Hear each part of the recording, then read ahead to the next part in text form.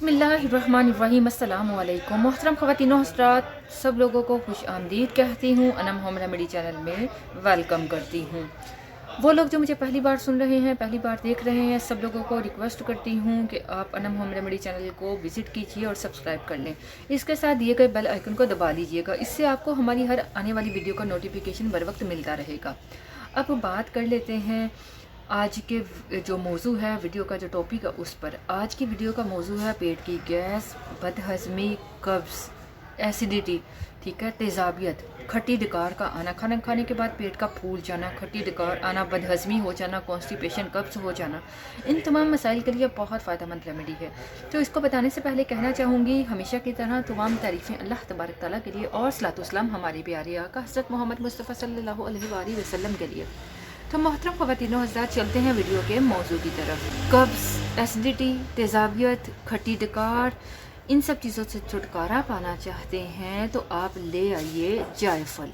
जायफल का पाउडर नहीं लाना, जायफल लाकर खुद पीसकर पाउडर बना ले। चाहे आप इसको ग्रेट कर लो ग्रेटर की मदद से, उससे भी ये ग्रेट हो जाएगा, कद्दूकश कर लो, या आप इसको कैसे भी पीसकर पाउडर बना लीजिए। आपको जायफल का पाउडर ज़्यादा इस्तेमाल नहीं करना, इसकी तासीर गर्म होती है।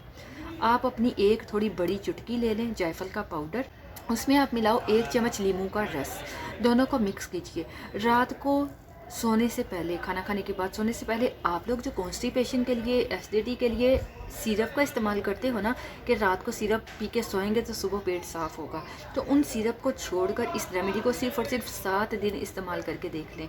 इंशाअल्लाह इसके इस्तेमाल से आपका पेट सुबह उठते ही पेट साफ़ होगा, उठने के बाद आपका पेट साफ़ हो जाएगा। इसको 7 दिन इस्तेमाल करें, इंशाअल्लाह फ़ायदा होगा। नींबू का रस थोड़ा बहुत कम ज़्यादा हो जाए तो उसकी परेशानी की बात नहीं है, लेकिन आपको जायफल का पाउडर ज़्यादा इस्तेमाल नहीं करना। इसको सिर्फ और सिर्फ 7 दिन इस्तेमाल करें, इंशाल्लाह फ़ायदा होगा। आप लोगों को बताती चलूँ, बाज़ औक़ात ऐसा होता है कि मैदे की गर्मी की वजह से ये मसाइल पैदा हो जाते हैं। अगर आपको जिस्मानी गर्मी की वजह से, मैदे की गर्मी की वजह से इन मसाइल का सामना करना पड़ रहा है ना, तो आप ऐसा करें, खुश्क धनिया ले लें।